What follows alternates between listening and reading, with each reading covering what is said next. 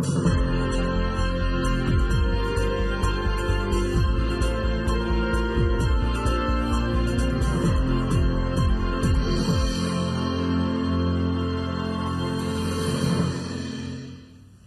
right, good afternoon. We'll go ahead and call to order the regular meeting for the City of Murfreesboro Board of Zoning Appeals for February 23rd, 2011. First item on the agenda is the consideration of minutes for the regular meeting of January 26, 2011. Those minutes were included with our agenda materials. Are there any changes to those minutes? If not, those minutes will stand approved then as presented. And we will move on to new business. We'll first take up variance requests. And for variance requests, we have our first application is Z11004 by Mr. Jason Blair, requesting an 11-foot variance of the minimum required 35-foot front setback along Wellington Place for an existing accessory structure in a residential single-family RS10 zone. This is for property located at 1423 Teresa Lane.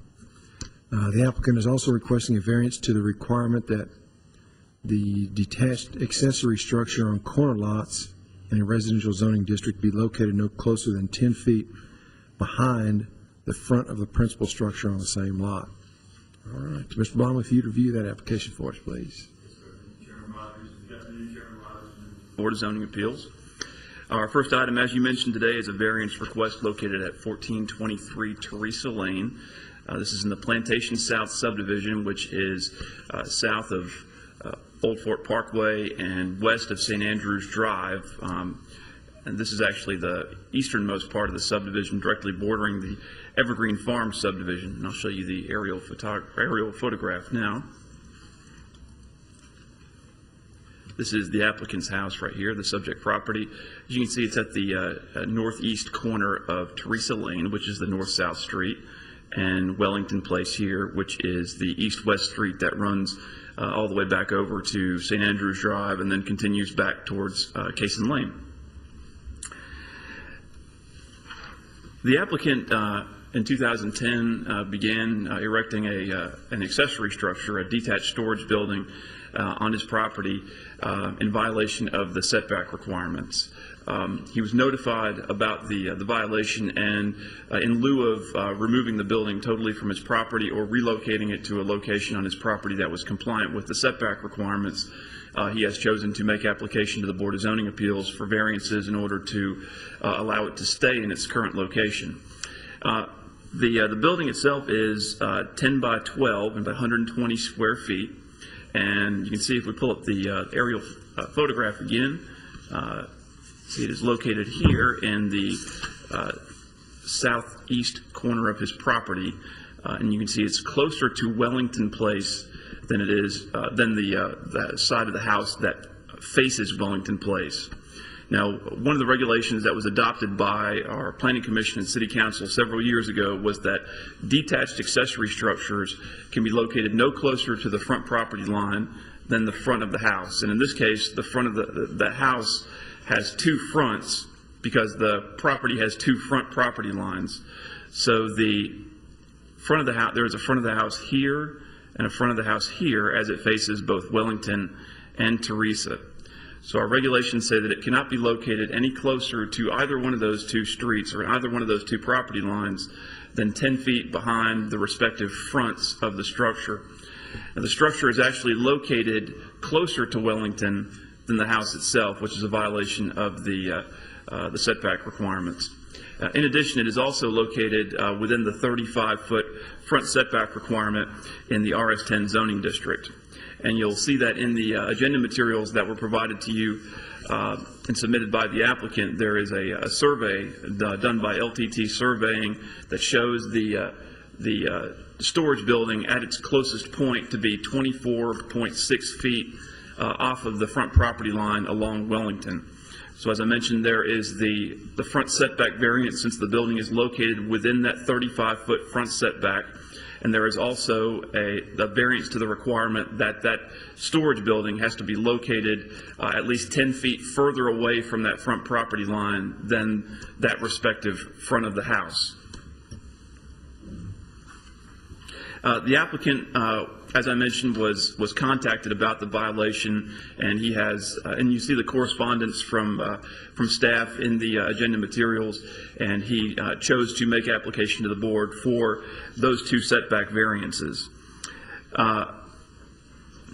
When initially notified about not having a permit for the structure back in June of 2010, the applicant did obtain a building permit for the structure, but at the time that he came in for the building permit and was advised of the setback requirements, it was still unclear to him what those setback requirements were. So it has been, the structure has been there for a number of months. In the applicant's letter, he explains why he feels he meets the standards and proof required for the variances. The primary reasons are due to the slope of the lot from south to north and not wanting to disturb any of the existing mature trees in his backyard. Mr. Blair has also indicated that his household needs additional storage space, and he feels that this location is the most logical and easily accessible. If you have any other questions about Mr. Blair's reasons for requesting the variance, or why he feels he meets the standards and proof required for variances and found in our zoning ordinance, he is available if you have any questions for him or need additional information on that. As I mentioned before, if the variance requests are denied, the structure will have to be brought into compliance either by being relocated on his property or removed from the property altogether. If the variances are approved, then he will be able to keep the accessory structure in its current location.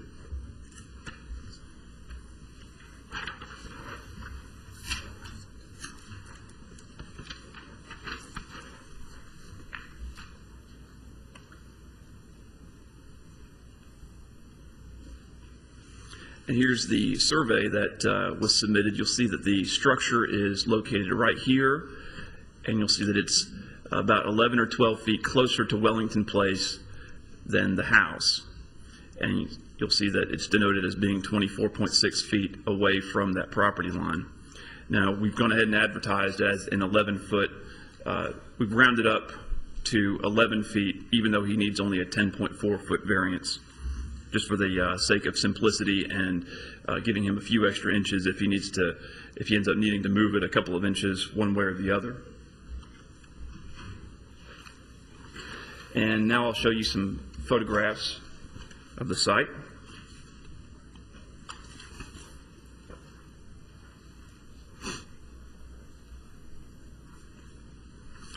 This is looking from Teresa Lane, and you can see here is the structure in question. You can see it is closer to Wellington Place, which is the side street over here, than the front of the house as it faces Wellington Place.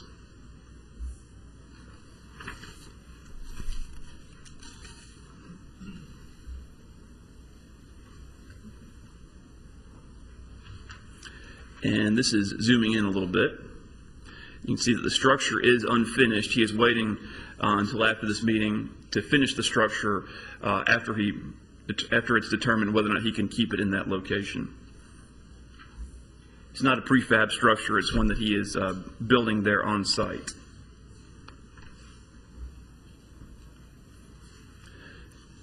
And this kind of shows you, as I've moved over towards Wellington Place, it kind of shows you the view of the structure from the corner of the intersection as it relates to Wellington Place.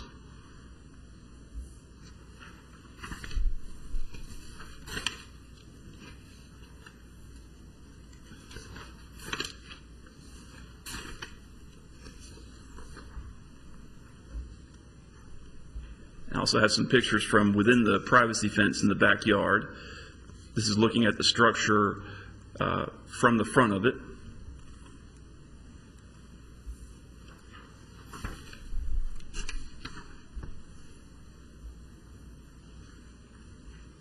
And you can see in some of these photographs it's a little bit better, isn't it? You can see in some of these photographs some of the trees that he does not wish to damage by relocating the shed in his backyard.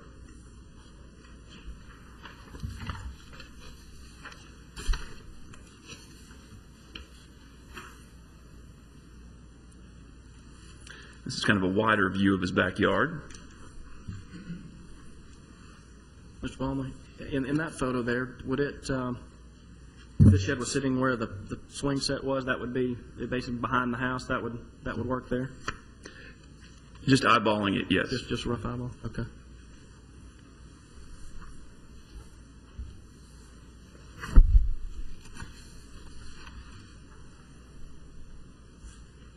And here is looking north in his backyard.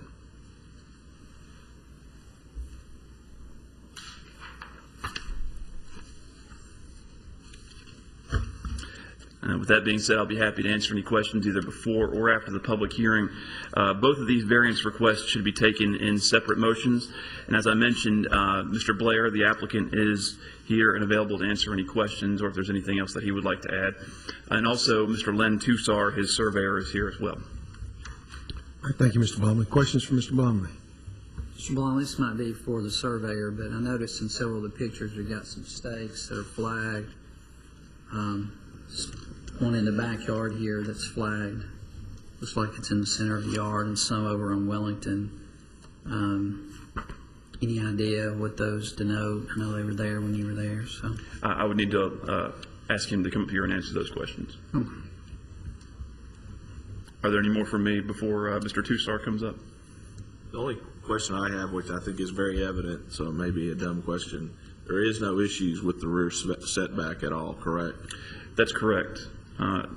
There is a drainage easement in the back of the property, and it's not something normally that our engineering department would allow. But since it's a portable building not on a permanent foundation, they are, I think, at this time not going to make an issue of it being in the drainage easement.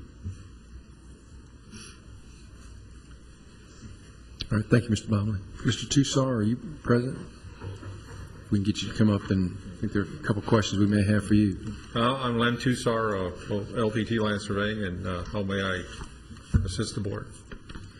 On the photographs, and we'll have to get Matthew to help us, there's some stakes that appear to be 6 feet or so off of Wellington that go down the property line there, and then there's some in the back middle of the yard. Just wondering, they seem offset from the road, so I'm wondering what those, if you set those, if you know what they are. Oh, yes, I did. Okay. On one of the photos in the backyard, there's a stake there with some yellow. Right. That delineates where the drainage easement off the record plan, that establishes that line for my client. I got you. So the easement comes over that far. Yeah. And then I also have it marked outside his privacy fence around the back. I have stakes, set that, he would be aware of where it's at, or I got you. The zoning officer when he come out there to look at it. Okay. And then the other stakes, like along the street, those are stakes that mark the property corners, iron pins that I found, and they just, they're just a little guard stakes, so they're aware of where it's at. So those are the pins for the platted corners of along the lot. Right. And so the distances measured are from those pins and not from the street. Right, because that is the property lines. Gotcha. Thank you. So, and you do notice that there is a privacy fence completely around, this area where this building Right. is. How far are those pins from the actual street there, do you? Well, they are on the street right-of-way line. Okay, that is where the street right-of-way line is. Along Wellington and along Teresa, on that side of the street, there are no sidewalks. So that area between the curbing and right-of-way. the property line is right-of-way. That's, Is normally... that 5 feet? Probably? Yeah, approximately 5 feet. It's normally maintained by a property owner, and that's... Sure. Okay, thanks. Any other questions? Not from me. All right, thank you, Mr. Tusar. Okay, you're welcome. Mr. Blair, anything you'd like to add to this application? Good afternoon. I think that everything I said in the application, and Mr. Bowman did a fine job. telling you what I've done here. The purpose is extended storage, and it's necessary. The alternative is obviously within the appropriate setbacks, which from an opinion basis kind of takes away from what the backyard is for children. Neither here nor there. The other alternative is paying for rented storage, so that's the purpose of where we're at here. And if you look on the property, I think you've seen it in the pictures where the driveway is situated with a double gate. It just fits in my mind. There's some prior to 2005 when the ordinances changed that are built that way. It matches the flow. You saw my utility trailer there, lawn and garden equipment. So that's where I'm at with this. So I appreciate your consideration. Any questions for me? Thank you, Mr. Blair. Yeah, questions for Mr. Blair? Mr. Blair, what do you plan on putting on the exterior of your building there? I'm sorry. What do you plan on putting on the exterior of your building? It will match the house, a vinyl siding of the same color. And asphalt shingles are already on, matching the house as well. How portable is it? Portable enough that it can be moved. It's on cinder blocks on skids. It would involve lifting and rolling, either with a rolling dolly or some other method. Moving out of the easement would be easy. Moving into the setback would be a little more difficult. However, it could be done.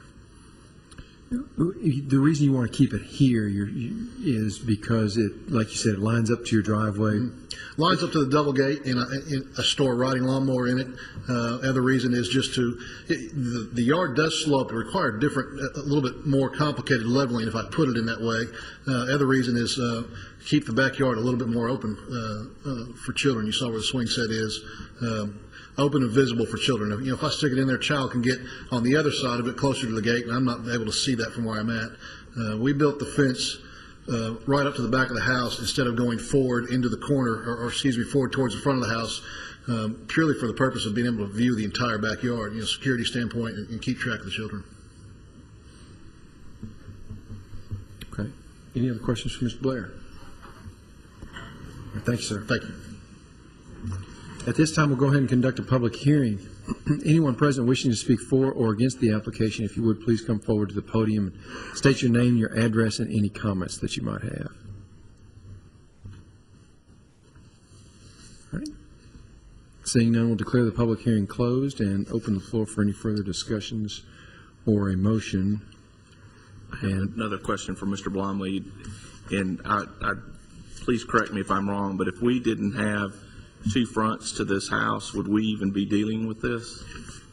No, if it was an interior lot, as long as it was greater than 60 feet from the front property line and a minimum of 10 feet behind the front of the house, and there would only be one front property line and one front of the house as opposed to two front property lines and two fronts of the house. It would, if this was an interior lot, it would not be a violation. Thank you.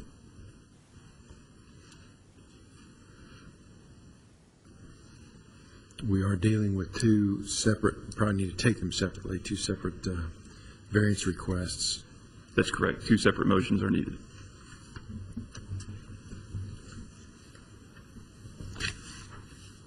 Are there any conditions? I didn't see anything. No, he's already obtained his building permits, and so basically if the variances are granted, he can just complete the structure under the existing building permit in its current location.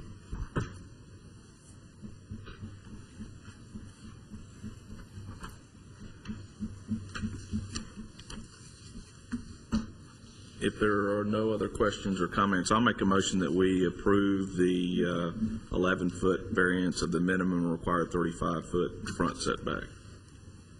Second. We have a motion and a second. Any further discussion?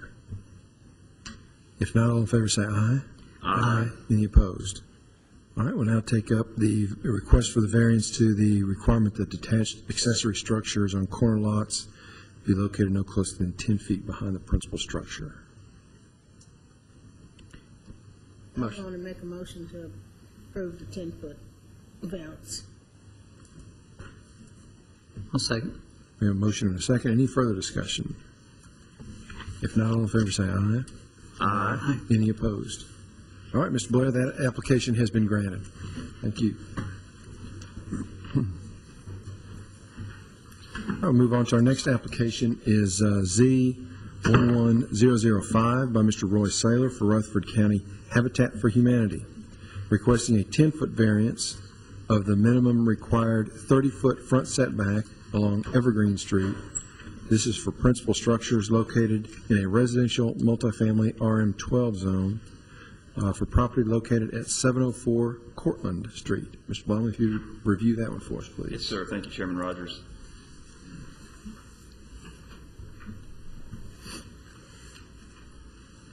As you mentioned, the subject property is located at 704 Cortlandt Street, which is the northeast corner of Cortlandt and Evergreen Street.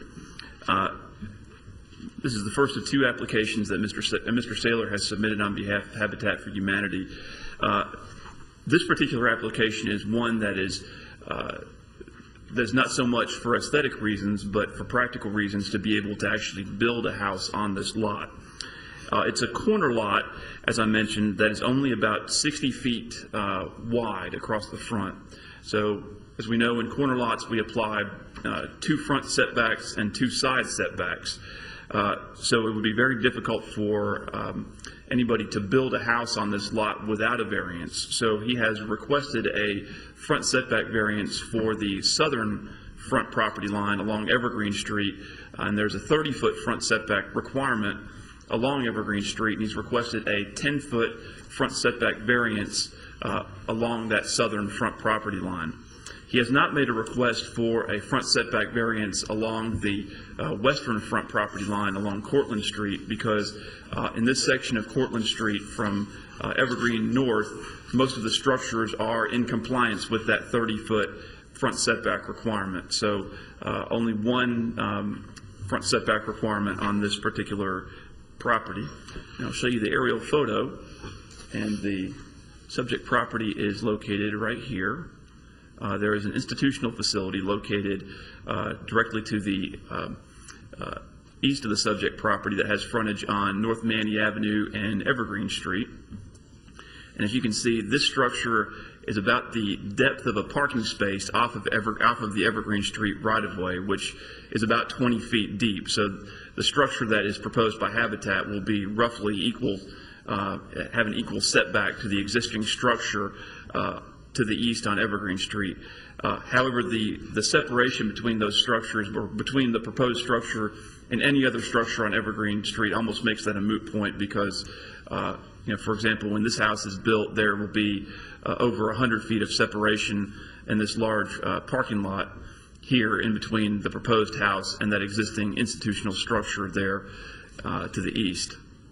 And as I mentioned, and it's difficult to see because of all the foliage in this aerial photograph, but most of the houses along that front on Cortlandt Street to the north of the subject property are indeed meeting the 30-foot front setback requirement as it is.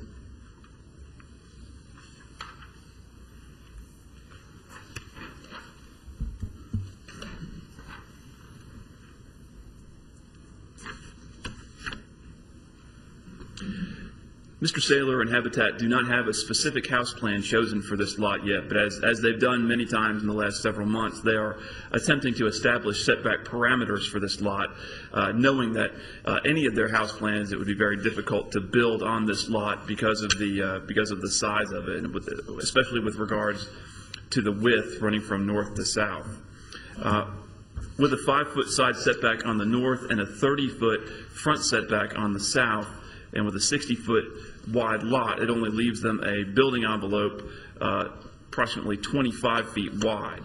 And what Mr. Saylor is showing is a 30-foot wide house here, but that's a typical house, not knowing what the house plan that they will actually use will be. He has made the request for a 10-foot variance to that 30-foot front setback requirement, which will allow a little bit of additional flexibility. And as you can see, you will not need any additional variances. The house will meet the 30-foot front setback requirement along Cortlandt, the 5-foot side setback requirement to the north, and the 10-foot side setback requirement to the east. Staff believes that the subject lot is a good candidate for a front setback variance. Its narrowness combined with the setback requirements on a corner lot make it a difficult lot on which to build a house. In addition, this request is generally consistent with the recommendations of the Manny Avenue Comprehensive Plan, which is used as a planning tool for the subject area by the Planning and Engineering Department, as well as the Planning Commission and the Board of Zoning Appeals. The plan identifies the subject property as being in the Oaklands Mansion Residential District. With regards to the Oaklands Mansion Residential District, the plan recommends as a key design standard reduced front setbacks to better relate homes to the street. The plan noted that in many instances, the suburban zoning requirements that are currently in place are not conducive to the redevelopment of the older, more urbanized areas of the city, and it also recommends a minimum front setback of 15 feet and a maximum front setback of 25 feet. So this request is generally consistent with the Manny Avenue Comprehensive Plan. If the board approves this variance request, staff recommends the following condition. A surveyor must help lay out the footing of the structure, and a surveyor's certification must be provided that the structure is compliant with the actions of the board, as well as all other setback requirements.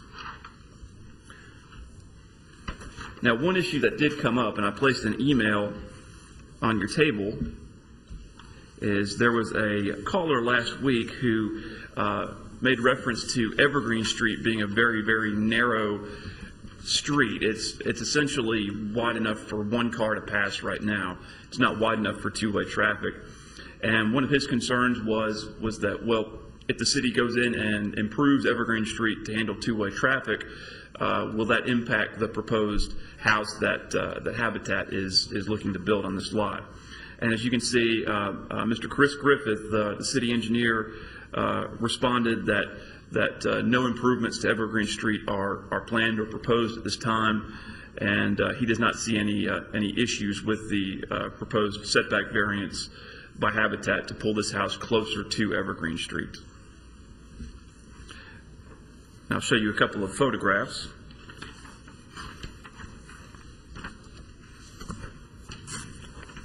This is looking at the lot. It's currently vacant. This is looking from Cortlandt Street, and Evergreen Street is here, and that institutional structure that I alluded to earlier is here, which is to the east of the subject property.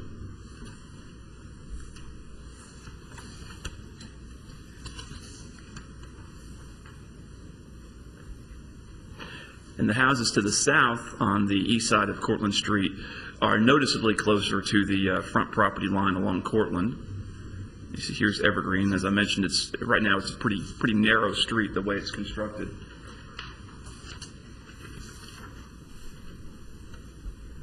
But the houses to the north, which are adjacent to the subject lot, are much further back off Cortlandt Street. And as I mentioned, that's why Mr. Saylor decided not to make a front setback variance request along Cortlandt, because he wanted it to be consistent with the structures to the north.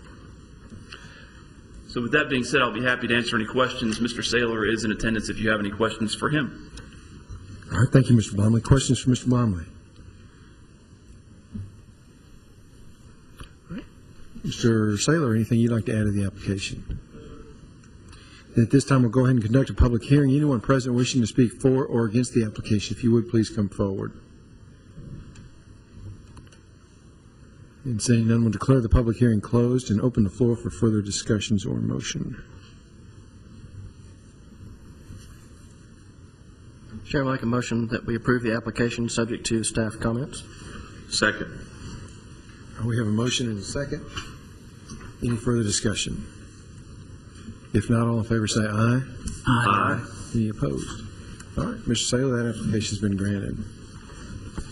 We'll now consider application Z11006, also by Mr. Roy Saylor for Rutherford County Habitat for Humanity, requesting a 10-foot variance of the minimum required 30-foot front setback for principal structures in a residential single-family RS8 zone, and this is for property located at 223 Kerr Avenue. Mr. Blomley, if you'd review that one for us, please. Thank you, Chairman Rogers. I think this is the last of Mr. Saylor's for a while. As you know, he's had quite a number of applications come before us over the last few months, and as I alluded to in previous meetings, he's looking to go ahead and get his setback parameters established for all the lots that they plan on building on in Murfreesboro over the course of 2011. I think he's the most prolific builder in Rutherford County presently. I think he is. This last request from Mr. Saylor today is located at 223 Kerr Avenue, which is just to the north of State Street and south of Vine Street. The subject property currently has a house on it, and someone is residing in that house on a rental basis, but Mr. Saylor is requesting a variance in order to be able to tear down the existing house and reconstruct a new house on the subject property.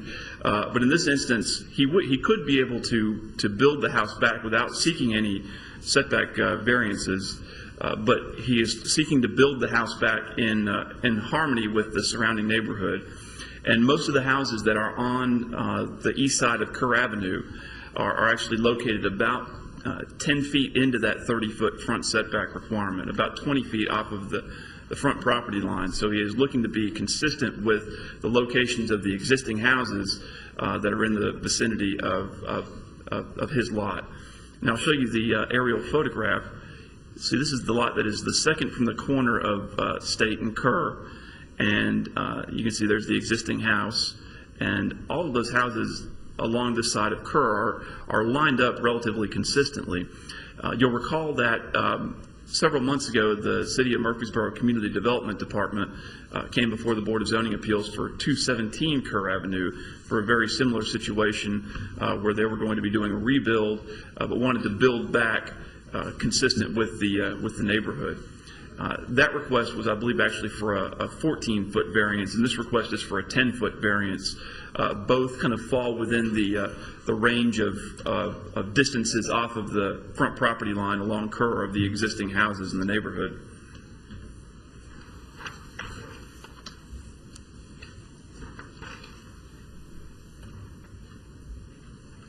As I mentioned, this lot is a sizable lot. No variances are required in order to build on the lot.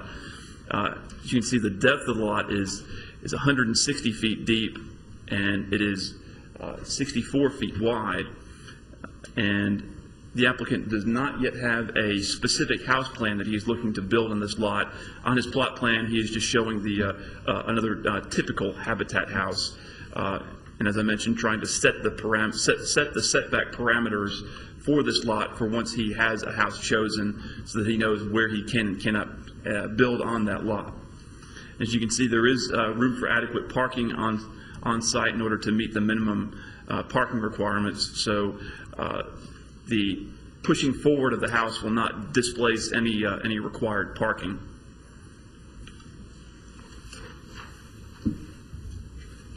As with the last request, staff does believe that the subject lot is a good candidate for a front setback variance and is generally consistent with the Manny Avenue Comprehensive Plan. And this falls within the Patterson Park Revitalization District, which also recommends reduced front setbacks of between 15 and 25 feet as opposed to the 30 feet that's required in the RS8 zoning district.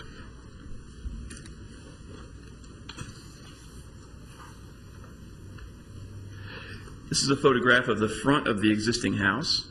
As I mentioned, that house will be demolished.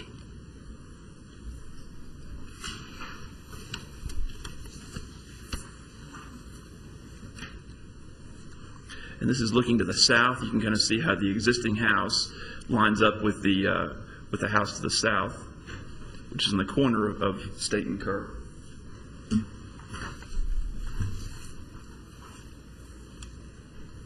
And this is that house to the south that I was referring to that's on the corner.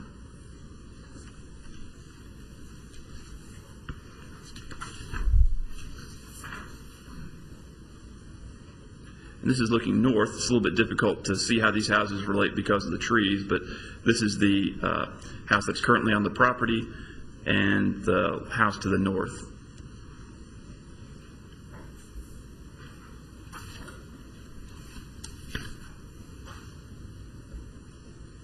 And this is the house to the north that was shown in the previous picture. You can see just by eyeballing it that it is less than 30 feet to that front property line.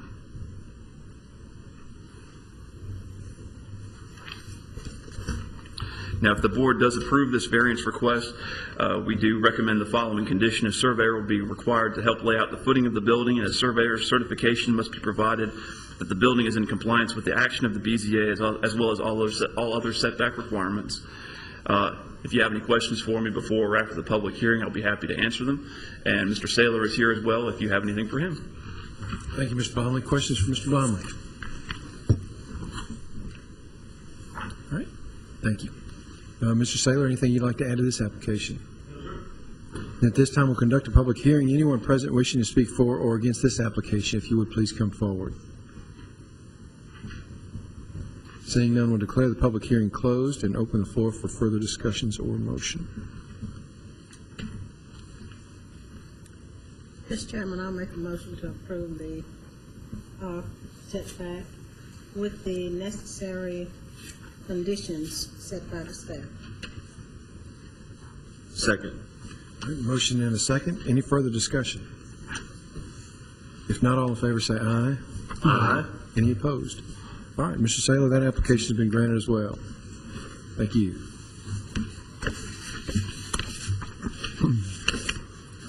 All right, we will now consider special use permits and variance requests. This is application Z11007 by Pastor Eddie Turner for Family Worship Center. They are making the following requests for property located at 2721 Middle Tennessee Boulevard. This is in a residential multifamily RM16 zone. First, a special use permit in order to establish a student center. Second, a 6-foot variance to the minimum 22-foot aisle width required for two-way traffic in parking lots. Third, a 5-foot variance from the minimum required 5-foot side perimeter planting yard width. And fourth, a variance to the requirement that all rows of parking spaces must begin and end with a landscaped island. All right, Mr. Blum, if you review that one for us, please. Yes, sir. Thank you, Chairman Rogers. The initial request is for a special use permit. And there's a little bit of history to this property, so let me kind of give you some of the history to kind of tell you how it came about and what was on this property prior to the current owner taking ownership. First, the subject property is located along the west side of Middle Tennessee Boulevard, south of Greenland Drive, and north of Division Street.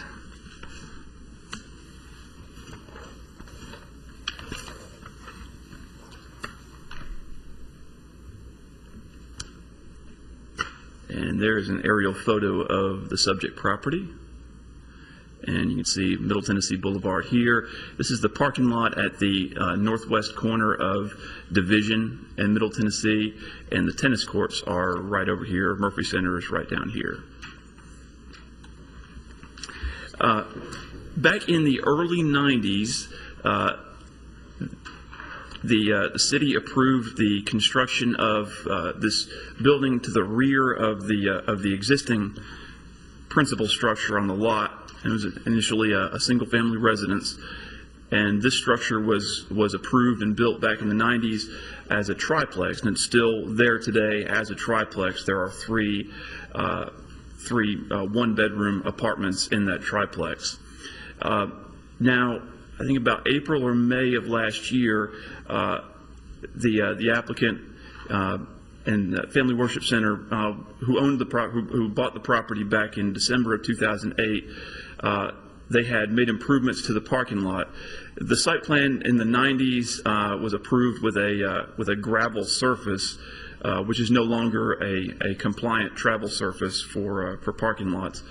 And the applicant came in and improved the parking lot with concrete. Sometime before that point, if I'm not mistaken, they had begun using it as a student center without a special use permit, and done the improvements without site plan approval. We observed the new use of the property late in 2010, notified the applicant, Pastor Turner, about the fact that a special use permit is required for a student center in the RM16 zoning district, and Pastor Turner promptly made application to make that use on that property legal per our zoning ordinance. In addition, there are some outstanding building and codes violations as well, and Pastor Turner knows that if he is approved by the Board of Zoning Appeals, then after his site plan has been approved, then the next step will be to go before the Building and Codes Department and apply for permits to change the occupancy of that structure from its original residential use to the correct occupancy classification for a student center.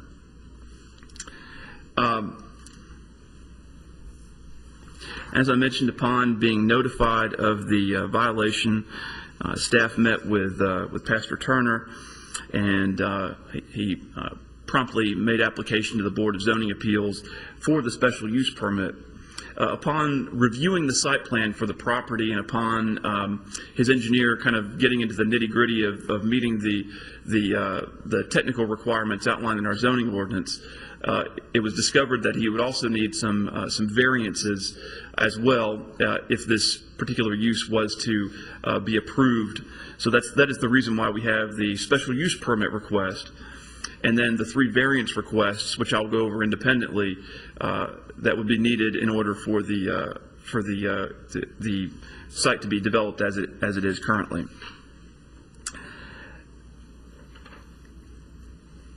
The striping that was completed in 2010 with the parking lot reconstruction is not compliant with the requirements of the zoning ordinance. And part of the special use permit request would be some site plan improvements or some site improvements, and one of those would be to restripe the parking lot. Now, the triplex requires a total of 4.5 spaces, and the student center use requires a total of 3.75 spaces. And so it's 8.25 spaces rounded down to 8 spaces. So with the restriping of the parking lot, they will be able to meet their minimum parking requirements.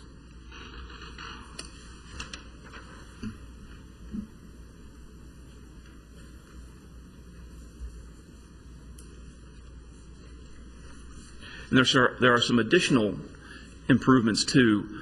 For example, the driveway aisle as it intersects with Middle Tennessee Boulevard.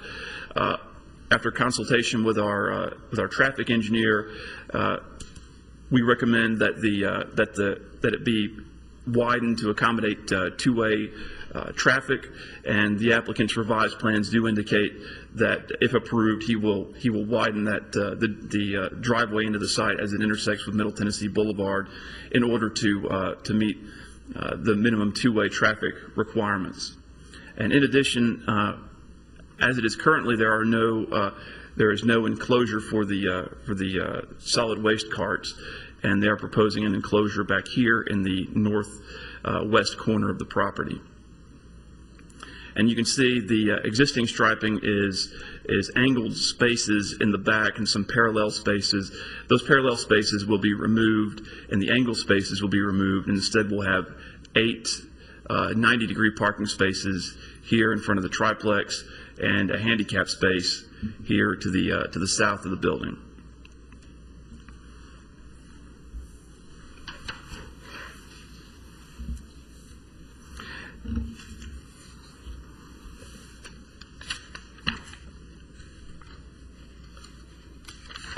Now, currently in the student center, it's a 2-story building, and currently there are a couple of students living on the second floor.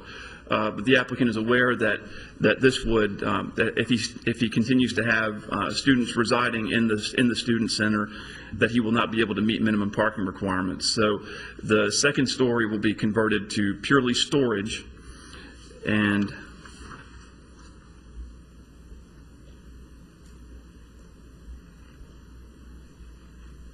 the first floor, you can see, consists of several different areas. There's the office for the campus minister. There is a computer room for folks who need to use the computers. I believe they have free Wi-Fi for their students, and there's a gathering area for Bible study and fellowship as well that takes about a little bit less than half of that first floor area.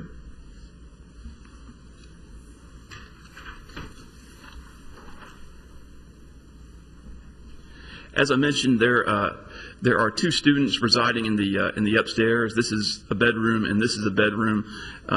Those students will be vacating if this use is approved, and this entire second floor will be used for storage, with the exception of the bathroom.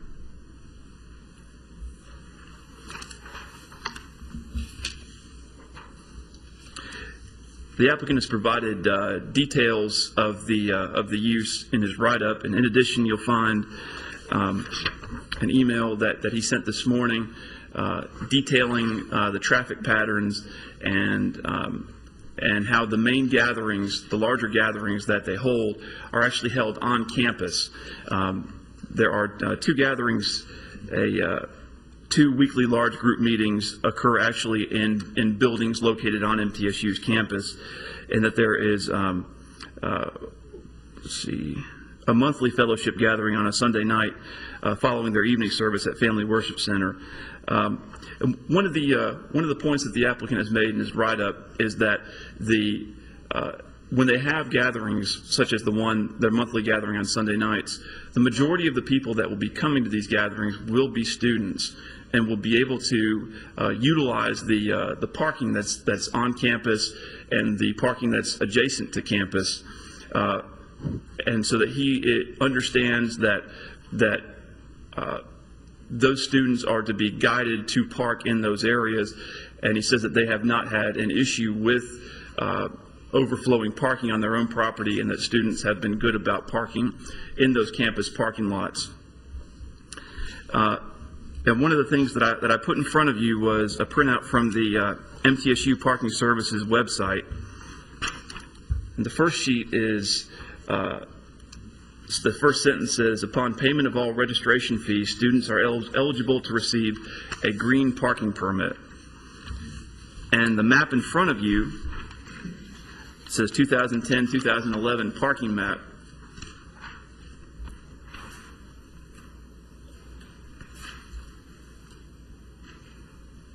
Shows all the areas where people with green parking passes are allowed to park. Here's the parking area on the corner of Division and Middle Tennessee. That area is for faculty and administration and staff. So they noted in their original application materials that was an area where students would park, and that is not the case. They will guide them to this parking lot here at the corner of Greenland and Middle Tennessee, which is available for students with green parking passes. In addition, another close parking lot is the parking lot that's on the corner of Division and Crestland, which, as you can see, is also dedicated for green parking pass parking as well.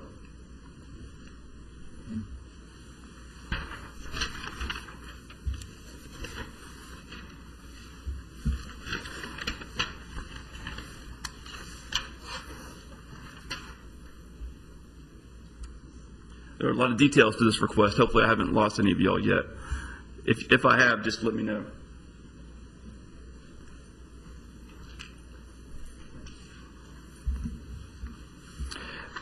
All right, so in addition to the special use permit, we have three separate variances. There's a 6-foot variance to the minimum 22-foot aisle width required for two-way traffic in parking lots. Now, I advertise that as a 6-foot variance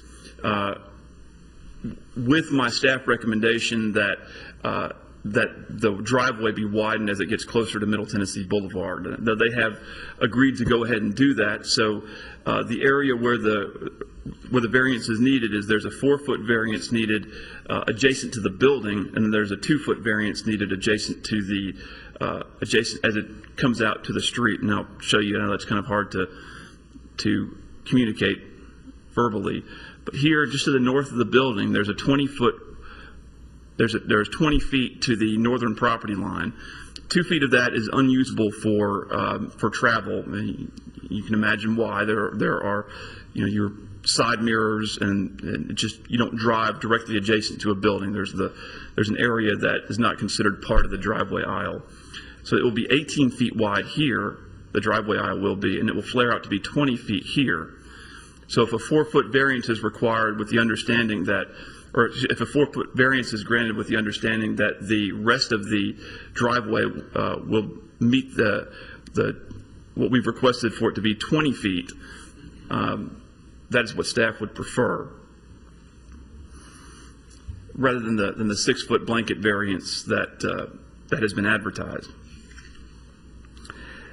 In addition, the concrete that was poured where the existing parking lot was previously poured directly up to the northern property line and almost up to the southern property line, eliminating the possibility for the side perimeter planting yards. And the 5-foot side perimeter planting yard is required by the zoning ordinance for a lot of this size.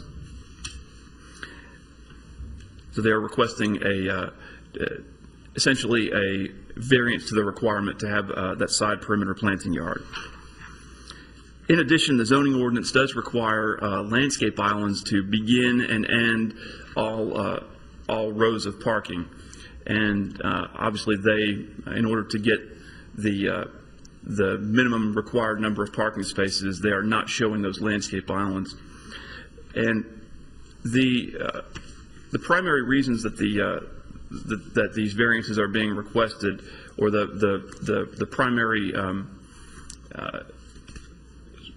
thing that they have stated in support of those variances, is that the lot is very small, it's very narrow, and it was created long before the city's zoning regulations and landscaping regulations went into effect. So it's very hard to comply with those requirements for development of a use like this on a lot that is of this size. Each of the 4 requests should be taken in a separate motion. If the board approves the special use permit request, staff recommends the following conditions.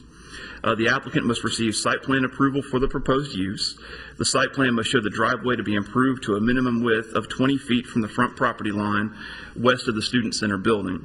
In addition, it must also show the widening of the ramp onto Middle Tennessee Boulevard to 20 feet to coincide with the 20-foot driveway width. And as I mentioned, they have submitted their revised plans consistent with this recommendation by staff. Number 2, the site must comply with all requirements of the Building and Codes Department, including but not limited to the following: obtain a building permit for the change of occupancy in the Student Center building, obtain a sign permit for the existing sign, and remedy any property maintenance code violations. There are some minor open storage violations to the rear of the triplex. Now I've got some photographs that I can show you as well.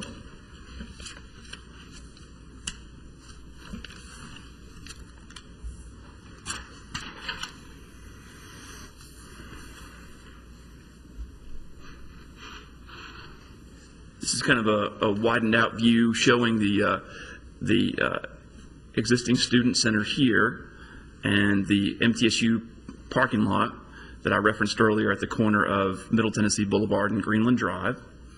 And here is the other parking lot that I alluded to at the corner of Division and Crestland, which is also open to the green parking passes.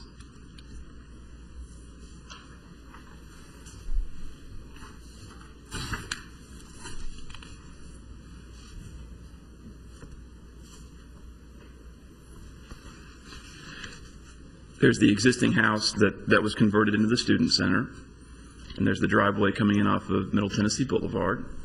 It's a single-family residence to the north. Property to the south is currently undeveloped.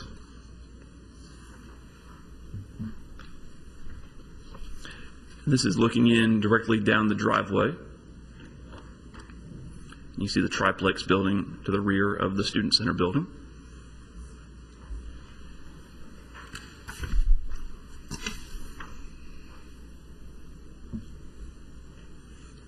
Another view of the Student Center building from the front.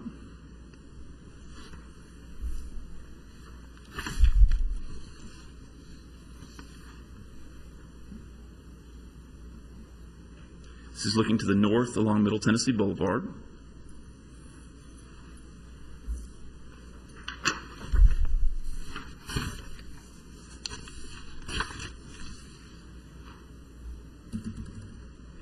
As I mentioned, the property to the south is vacant, and then further to the south, there's a MTSU parking lot for faculty and administration on the corner of Division and Middle Tennessee.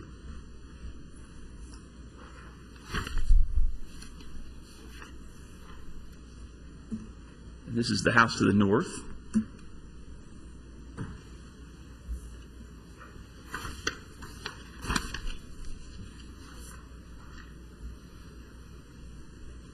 This is looking back towards Middle Tennessee Boulevard.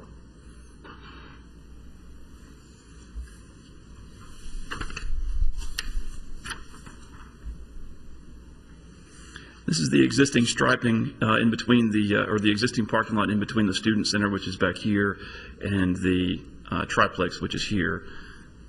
As you can see, it's striped with angled parking. And there's the Malibu.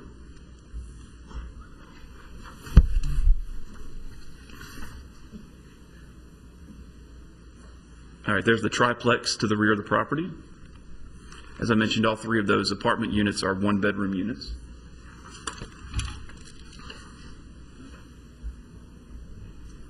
And there's the back of the Student Center.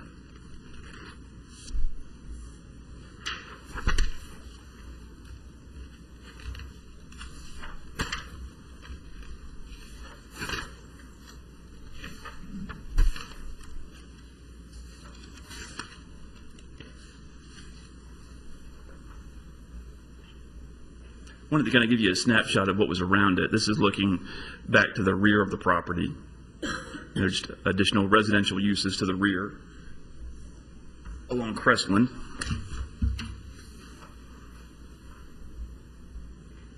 This is also looking to the rear.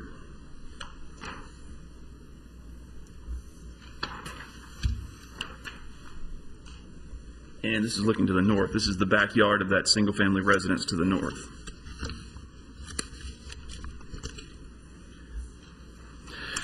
One thing that I did want to, or a couple things that I did want to point out in addition, I did allude to in the staff comments that with the widening of that driveway, that staff wanted the applicant and his engineer to look and see if that existing tree, an existing mature tree in the front yard, could be preserved. It appears as if that the widening of that driveway is still several feet away from that tree. Now, whether or not it will be able to be preserved, I don't know. Perhaps the applicant's engineer could address that. Also, another thing that I wanted to mention with regards to the to how students will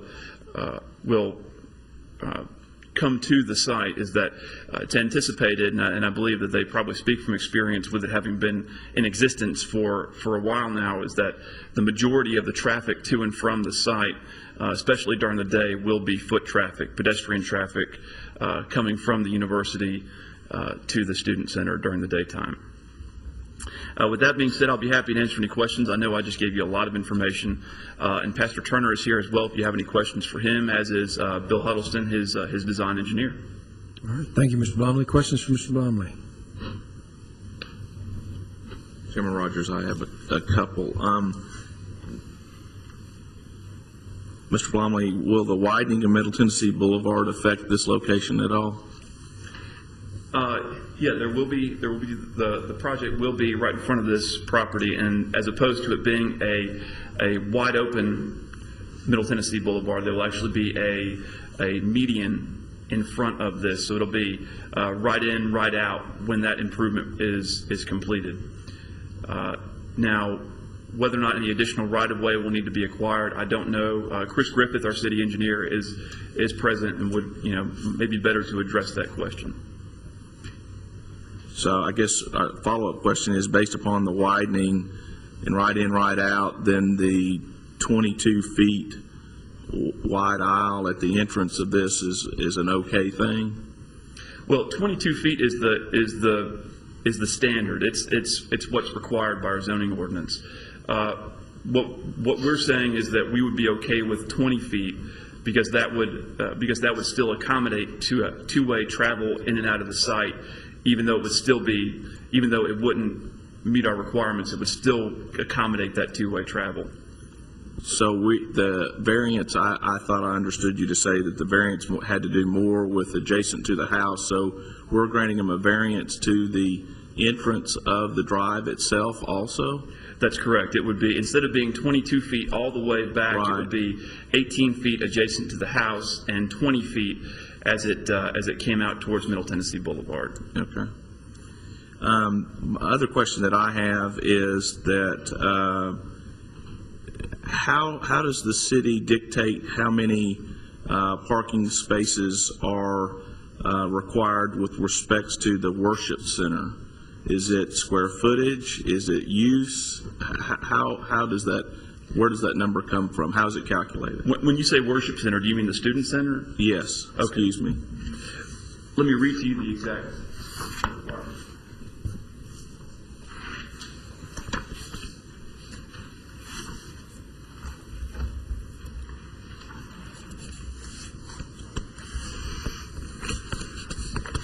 It requires one parking space for each 200 square feet of floor area not used as sleeping rooms, or 5 spaces, whichever is greater, plus 1 for each sleeping room. So, in this case, 1 for each 200 square feet of floor area is factoring out some of the common areas, such as the storage spaces and the bathrooms, and that's how we arrived at the parking requirement. So I think you've answered, my next question was going to be, which I think you just answered it, because I couldn't figure out the math once you included the storage area. So what you're saying is you're discounting the storage area with respect to the parking requirement. With the submittal of the floor plan, Right. Which is required with a student center, the submittal of the floor plan, you can discount certain areas that are used for common purposes, such as mechanical rooms, where the water heater's kept, storage, stairways, hallways, and count just the areas that are going to be used as the student center areas, if that makes sense. It does.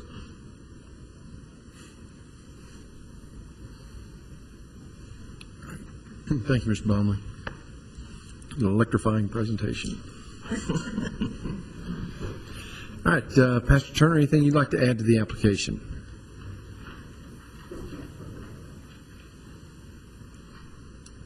Mr. Chairman, Board, my name's Eddie Turner, lead pastor at Family Worship Center. I want to apologize if the impression has been given to this board that this church did anything underhanded or behind the scenes when they purchased this property. To give you a brief, that is not the case. To give you a brief description, that was a residential property that was used for college students and mostly fraternity parties. When the church bought it in 2008, I was not the pastor there, and I wasn't in Murfreesboro.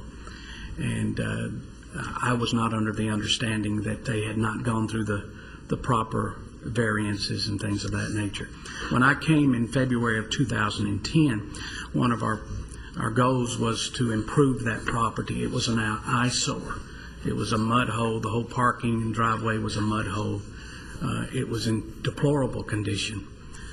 So what we have done, we went in there and we concreted the driveway. We did new painting on all exterior painting, all new roofs, cosmetic on the inside. We've spent close to $25,000 trying to improve that property to keep it from being an eyesore to the community. I had no idea until I received the call from the city that the church was not in compliance. So as soon as we became aware of that, I promptly came in and met with Mr. Blomley and his team. We've agreed to do everything that he has requested and want to do because we want to be a good neighbor. The only concern I have is over the driveway variance, having to increase the size of the driveway and the ramp. We have received a letter from the city of Murfreesboro that they will be widening. They will be taking part of our property. So that ramp will come out. So the city is asking us to spend money to increase the size of this and to build the new ramp, which I understand, but probably within a matter of less than 24 months, the city might be coming through there and taking it out. So I would just ask for consideration for that. We will go ahead and do it if that's what this board asks us to do. We want to comply completely, but I would ask for consideration for that as well. Okay, thank you, Pastor Turner. Any questions for Pastor Turner?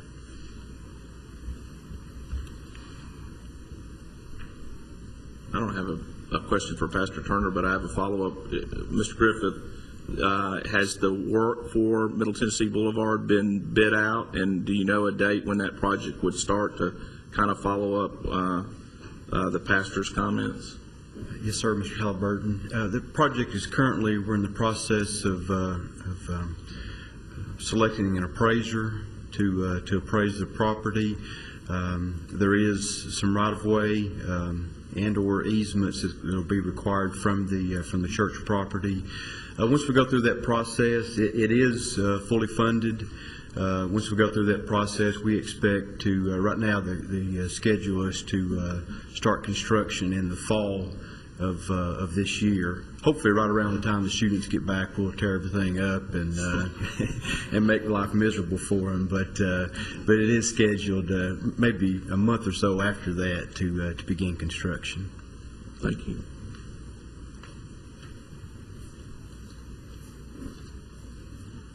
All right, any other questions? If not, then we'll go ahead and conduct a public hearing. Anyone present wishing to speak for or against the application, if you would, please come forward. Seeing none, we'll declare the public hearing closed and open the floor for further discussions or motion. And we have four of those components, I guess, we need to address separately.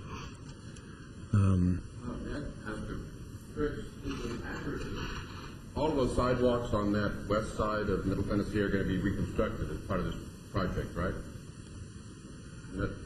Yes, that's correct. Everything, all the driveway ramps, all the curb and gutter, everything will be removed and be a fairly substantial change to include grass strips. Right away off this property, we would be taking out, if they put in a new ramp this month, we'll be taking it out before it all. Exactly, and depending on where it falls, it may even be getting into a situation where the city would have to purchase whatever the center puts in, and then build it back for them. So it's really, I guess, just an unfortunate timing issue as far as it's just literally just months away from, as Pastor Turney mentioned, I'd say within 24 months, all that'll be torn out and be rebuilt.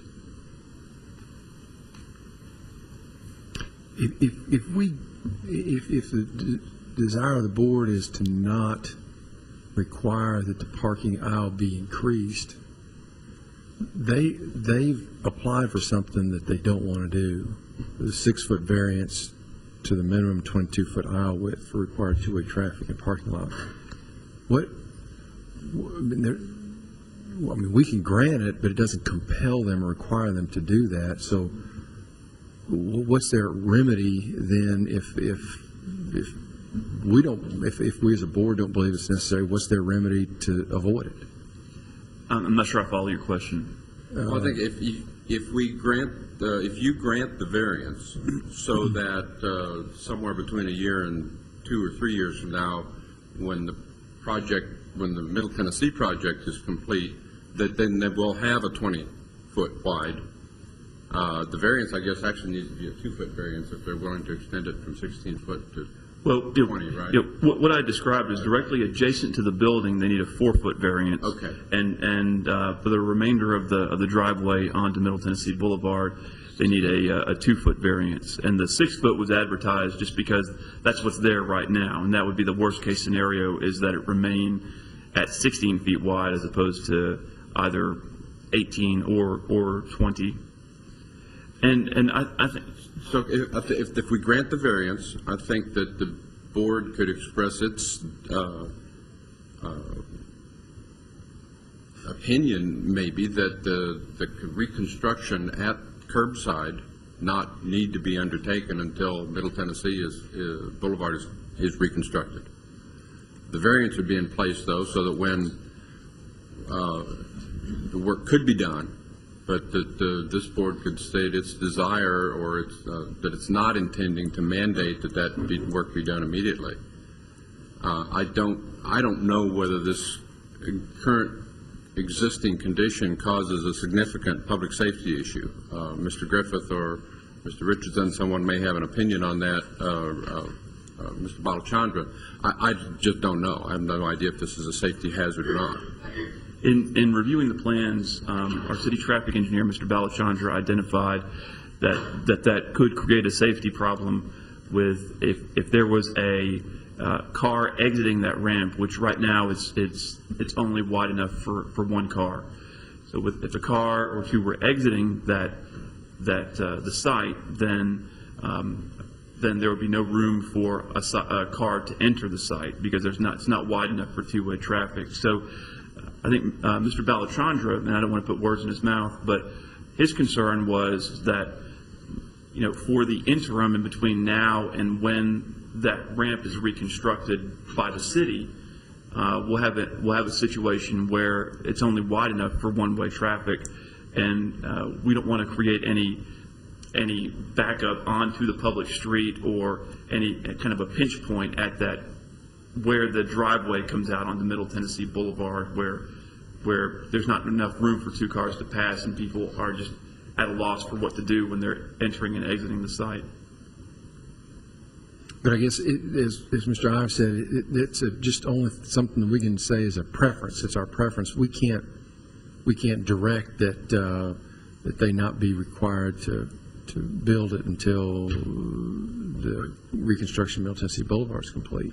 Well, no, I think if you approve the variances as I've recommended, the 4-foot variance adjacent to the building and the 2-foot variance for the remainder of it, then with their permits for the site work that they will need to do and the renovation of the building, then that will be a function of that permit is that they will have to improve the driveway.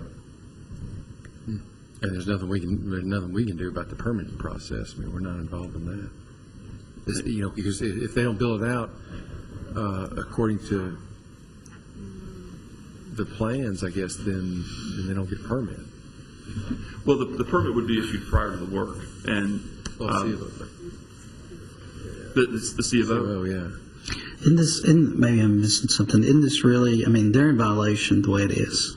That's correct. They're asking us for the variance. So if we grant it, it gives them a way to cure that and make themselves okay with the city by doing it. That's correct. If we don't grant it, they're still in trouble with the city. It's really going to be up to the city whether or not to enforce this now or after we give them the variance. But if we give them the variance, we at least give them an opportunity to have some way to fix it right now. And then they'll have to work, seems to me they're going to have to work with the city about whether or not they're going to enforce that restriction on them or not. Well, that was one of the recommended conditions of the special use permit aspect of their request, is that as a condition of the special use permit that driveway be, because I think the proper place for that condition would be attached to the special use permit as opposed to one of the variance requests. And the recommended condition of approval for the special use permit is that that driveway be improved as a function of the establishment of the student center use on that property. But we could approve it without that condition. That's correct. Or with the condition that they erect that improvement after completion of the improvements on Middle Tennessee Parkway. That's correct.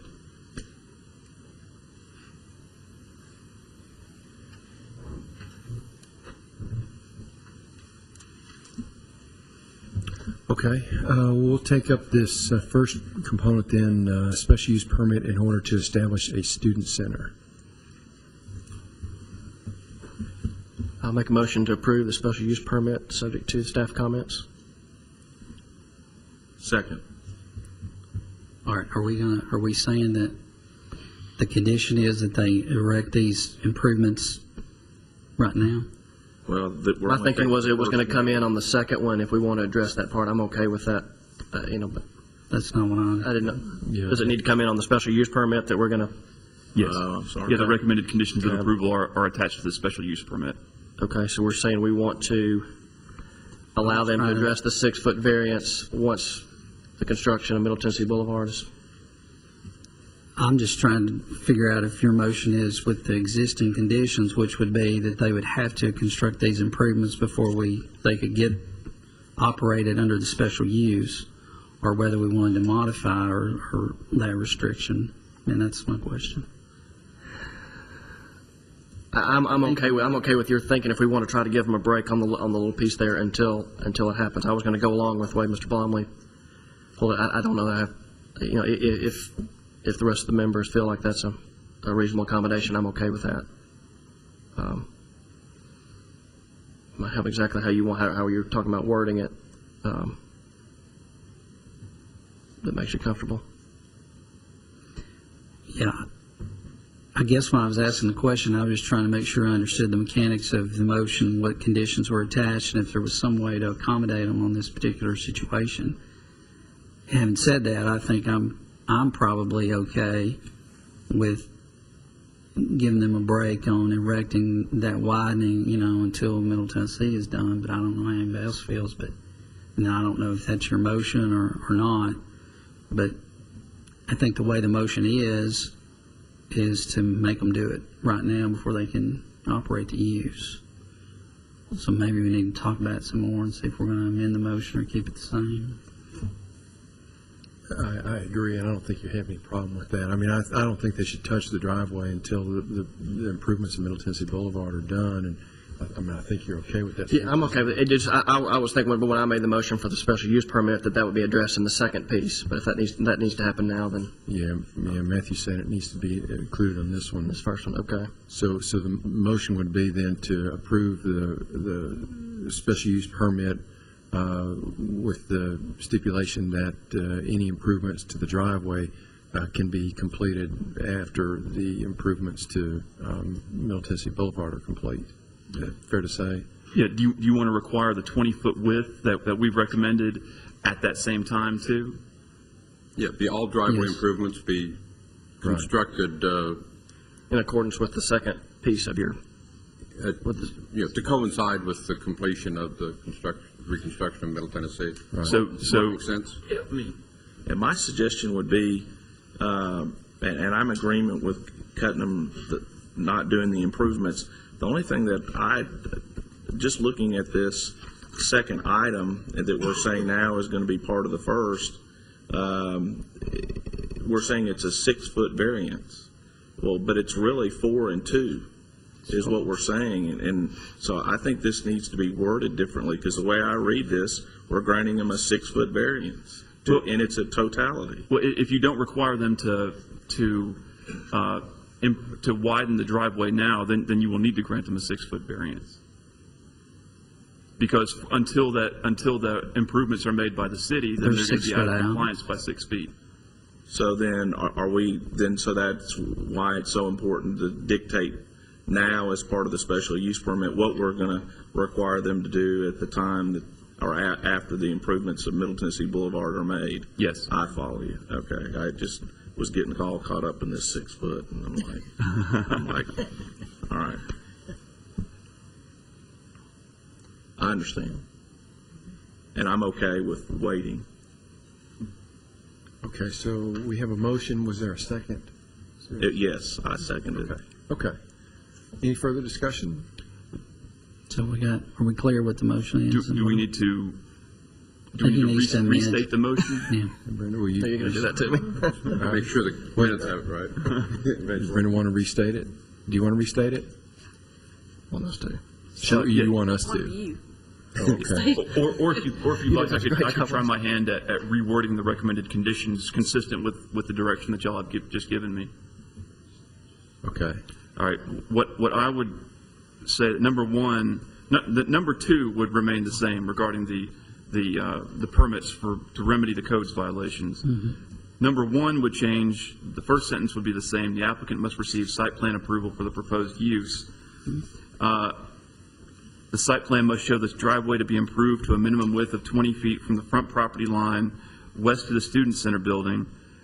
In addition, it must also show the widening of the ramp onto Middle Tennessee Boulevard to 20 feet to coincide with the 20-foot driveway width.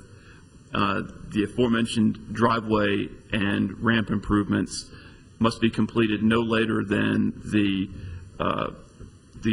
reconstruction of the ramp by the city in conjunction with the Middle Tennessee Boulevard improvements. Does that? So moved. Sorry. We have three lawyers. I think that gets us there. I think so. And if the city ends up taking some of the right of way, the grass area between the street and the sidewalk, they may end up getting their ramp built for them. Yeah, I think that's the goal is that the city will be rebuilding the ramp at some point with that road construction project. Okay. And they'll be referring to this variance and motion, all that sort of stuff, to I think that how wide it's supposed to be. Mr. Griffith is his department oversees that project, so I think with his presence here today, he's making mental notes, I think. And He's well versed in the width of this driveway. This will be paramount in the planning of that. So the motion is then to approve the special use permit subject to staff recommendations as they just stated. How's that? Okay. Yes. All right. I'm good with it. Any other discussion? If not, all in favor say aye. Aye. Any opposed?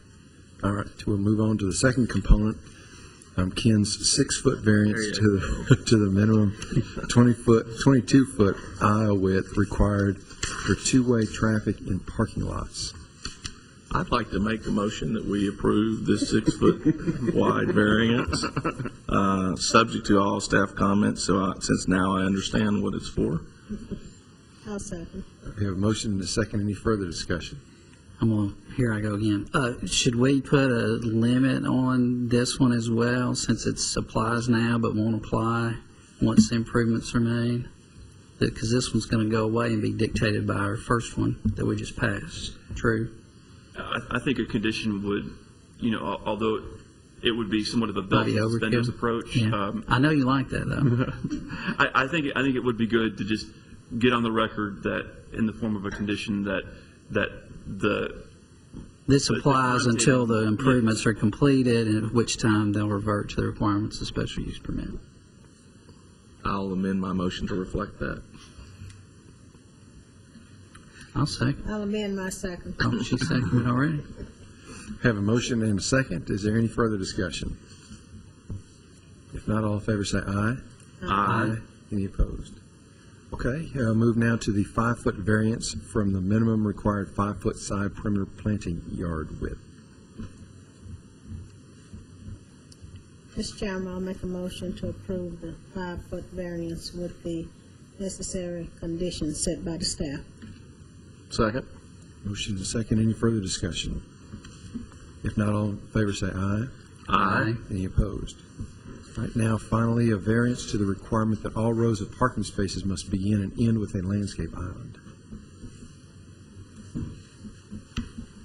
We approve that variance subject to staff comments. I'll second. Motion and a second. Any further discussion? If not, all in favor say aye. Aye. Any opposed? All right, Pastor Turner, you have your special use permit. Thank you.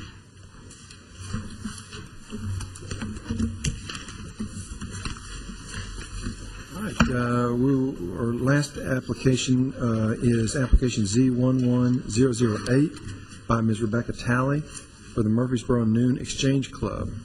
They're requesting a special use permit for a group assembly use greater than 250 persons for property in a commercial highway zone located at the southwest corner of Medical Center Parkway and Robert Rose Drive. Mr. Blum, if you'd review that for us, please. Yes, sir. Thank you, Chairman Rogers. I promise this presentation will be shorter, especially because it's one that you've seen for the last 2 years as well, and not much is changing at all.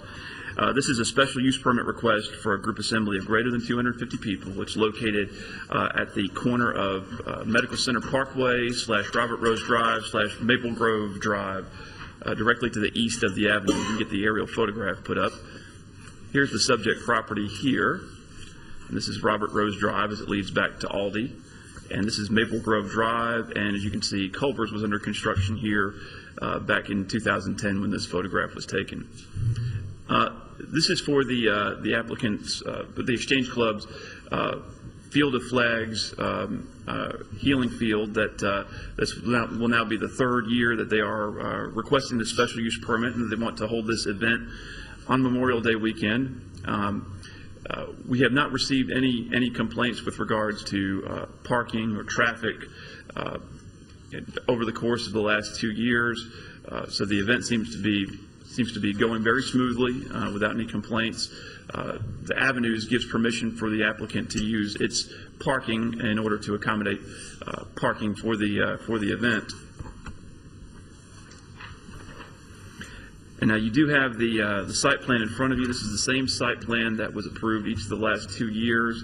So I won't go over any of the details on that, except to say that the only aspect of the site plan that is not accurate is that the stepping stones that were proposed to be put the first year along the Avenue's landscape beds to funnel pedestrian traffic is not going to be, is not and has not been in place, as that was something that the Avenues did not want on their landscape beds.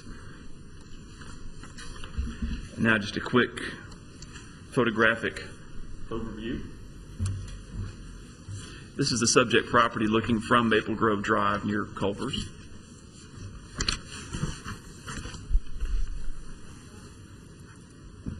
This is looking directly to the east.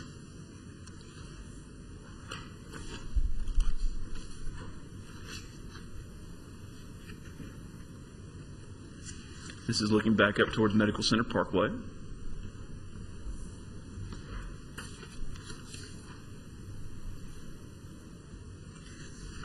And once again, back up towards Medical Center Parkway.